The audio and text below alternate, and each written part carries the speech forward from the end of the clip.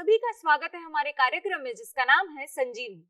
दोस्तों, dental care हमारे स्वास्थ्य के लिए बहुत ही जरूरी होती है। इसी बारे में आज के एपिसोड में हम चर्चा करने वाले हैं। इस पर चर्चा करने के लिए हमारे साथ मौजूद है डेंटिस्ट डॉक्टर आनंद मोहत्ता जी। तो चलिए उनका स्वागत करते हैं और एपिसोड की शुरुआत करते हैं। वेलकम डॉक्टर आनंद जी, आपका हमारे संजीवनी के मंच पर बहुत बहुत स्वागत है। थैंक यू डॉक्टर, आज हम बात करने वाले हैं डेंटल केयर एंड कैविटीज के बारे में। मेरा पहला सवाल ही आपसे ये है कि डेंटल केयर हमारी सेहत के लिए कितना जरूरी होता है, उसका क्या महत्व होता है?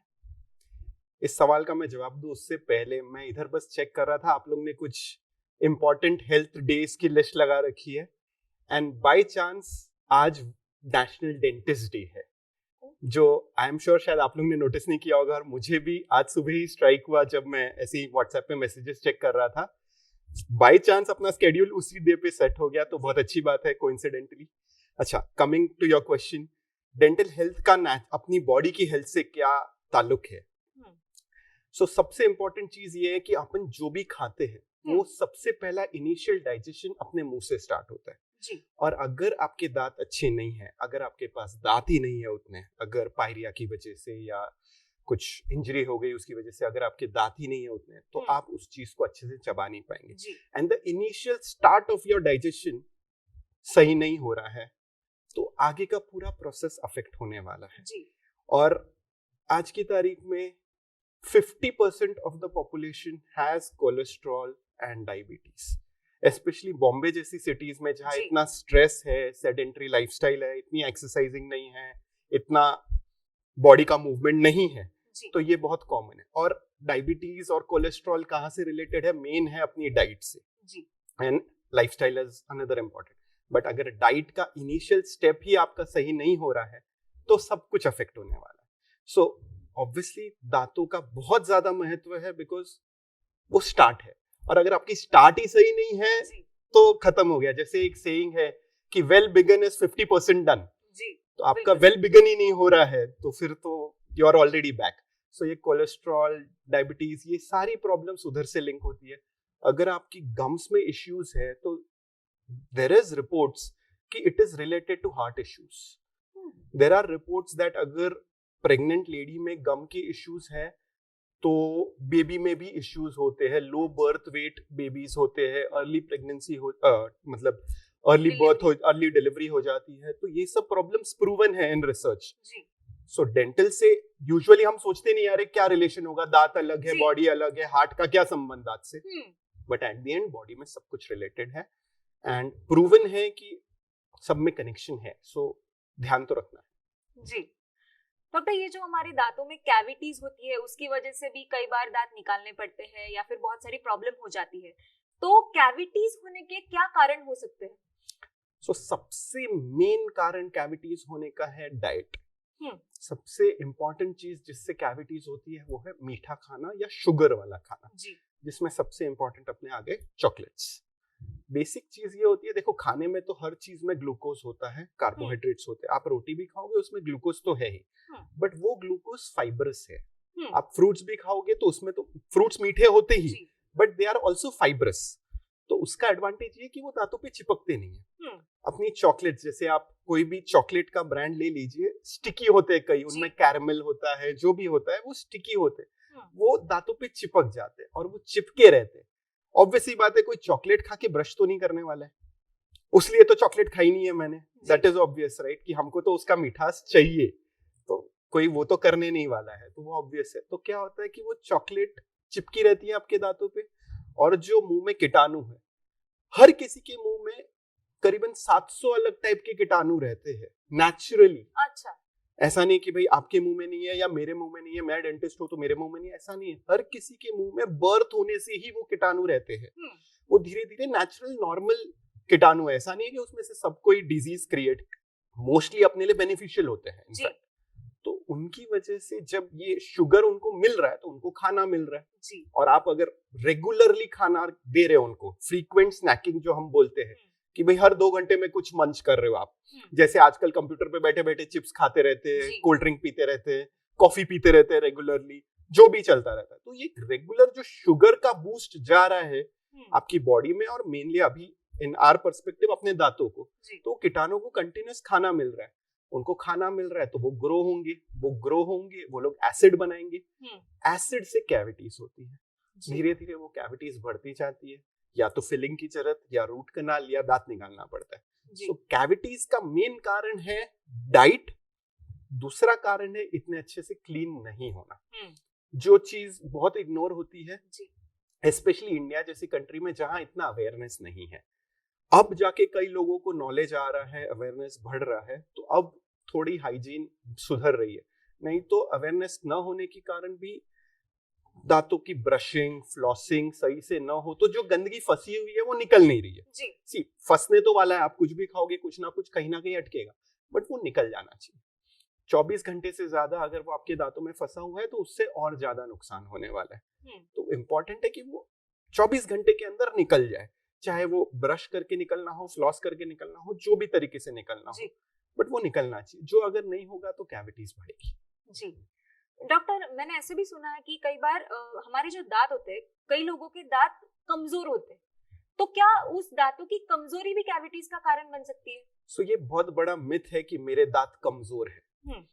एक्चुअल में मेरे ख्याल से 1 to 5% लोगों के दांतों में एक्चुअल की कमजोरी होती है, जिसको हम डेवलपमेंटली बने ही दांत कमजोर है, जिसको फ्लोरोसिस भी बोलते हैं, और भी कई टाइप्स के होते हैं कंडीशंस, बट वो बहुत रेयर है। मतलब हम 100 पेशेंट्स में से 1 में या 2 में वो देखते होंगे, बहुत रेयर है। और वो इस वजह से होता है क्योंकि जहां पे उस इंसान का बचपन गुजरा है, फर्स्ट 18 इयर्स ऑफ एज, वहां शायद पानी का फ्लोराइड लेवल हाई था, या वो म्युनिसिपैलिटी वाला पानी नहीं था, वो जो दूसरे सोर्सेज वाला पानी था, उस हिसाब से वो प्रॉपरली ये नहीं हुआ था, उसको कंट्रोल नहीं किया गया, उस वजह से होता है। ये बहुत कॉमन है कि जो भी पेशेंट्स आते हैं ना, सर मेरे मम्मी के भी दांत खराब थे, मम्मी पापा के भी दांत खराब थे, तो मेरे भी दांत खराब है। ये बिल्कुल गलत है। It is not true for your teeth, क्योंकि it is your habits that define how your teeth are most importantly। हाँ, ये एक होता है कि भाई डायबिटीज आपके घर में था तो शायद आपको आने वाला है, that is true and proven, but ये एक कॉमन सी चीज है जिसके पीछे लोग छुपने की कोशिश करते हैं कि भाई ये तो मेरे जीन्स में है। अपन बहुत फ्रीली इजीली जीन्स पे ब्लेम डाल देते हैं, और वो हाँ, अपने को तो भाई कोई ऐसा कारण चाहिए ना जिसमें मेरे पे ब्लेम ना आए, तो वो जीन्स पे ब्लेम करना है तो बहुत आसान, बट वो डेंटल के रिस्पेक्ट में most of the times true नहीं होता है। 90% ऑफ द केसेस वो ट्रू नहीं होता है।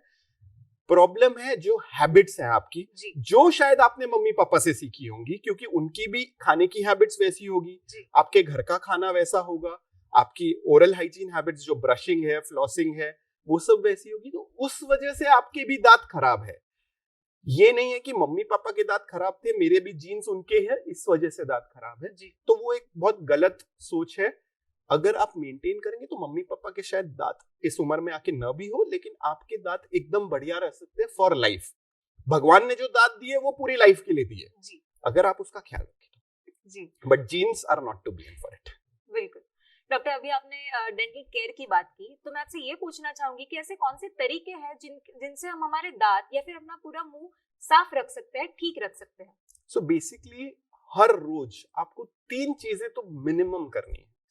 दिन में 2 बार ब्रश करना है, मिनिमम 2 मिनट के लिए एवरी टाइम, सुबह भी 2 मिनट, शाम रात को भी 2 मिनट सोने से पहले। अब आज की दुनिया में एक तो ये बहुत बड़ी प्रॉब्लम है जो मुझे भी पर्सनली रियलाइज हुई कि 2 मिनट कब खत्म हो जाते हैं मालूम नहीं पड़ता है, और अपने मन में 2 मिनट बहुत जल्दी खत्म हो जाते हैं।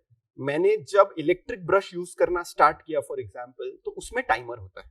अच्छा। तो उसमें एक्चुअली मालूम पड़ता है भाई 2 मिनट हो गए, तो मेरे को रियलाइज हुआ अच्छा 2 मिनट इतने लंबे होते हैं, क्योंकि सुबह मोस्ट ऑफ द टाइम्स अपन लेट उठते हैं हैबिट्स के हिसाब से, या जो भी रात को लेट सोते हैं लेट उठते हैं, तो हम घाई में रहते हैं, हमको सबको भागना है, सबको ट्रेन पकड़नी है, सबको टाइम पे पहुंचना है, तो कर लेते हैं। एंड दूसरा एक और सबसे बड़ा आज की तारीख में प्रॉब्लम है, सबके हाथ में मोबाइल रहता है। सुबह उठते से ही व्हाट्सएप इंस्टाग्राम फेसबुक शुरू हो जाता है, तो ब्रश आपके मुंह में पड़ा है बट आपका ध्यान उधर है, या किसी के हाथ में न्यूज़पेपर होता है, हर एक का अपना, जो पहले के जमाने के होंगे उनके हाथ में शायद न्यूज़पेपर होगा, ध्यान आप पूरा ब्रशिंग पे दे नहीं रहे। That is a big problem कि आपका पूरा कंसंट्रेशन ब्रशिंग पे होना चाहिए, बिकॉज आपको हर दांत की हर सरफेस को टच करना है।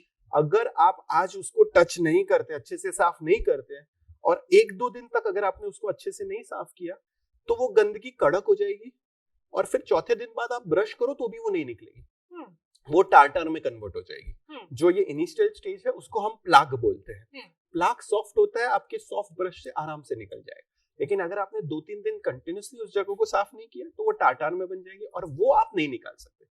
उसके लिए आपको डेंटिस्ट के पास आना पड़ेगा। अच्छा। सो मेन इंपॉर्टेंट चीज है brushing twice a day, 2 minute सुबह, 2 मिनट रात को सोने से पहले।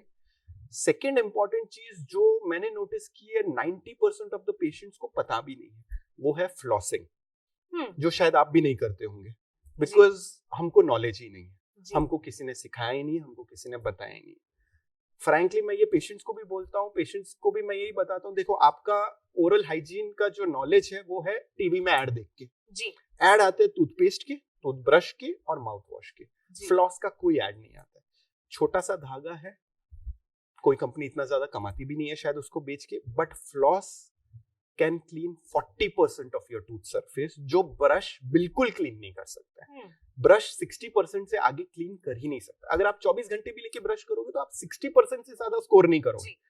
तो लोग आके बोलते हैं ना, मुझे क्यों कैविटीज हो रही है, मैं तो ब्रश करती हूँ दिन में 2 बार। हाँ, ब्रश करते हो दिन में 2 बार, बट आप 60% से आगे नहीं जा रहे हो जी। आप 60 पे ही अटके हो। मैक्सिमम बेस्ट एफर्ट भी 60 है, बाकी का 40% सिर्फ और सिर्फ फ्लॉस कर सकता है। अच्छा। जो अगर आप कर ही नहीं रहे तो वहां से तो सबसे पहले कैविटीज होती है।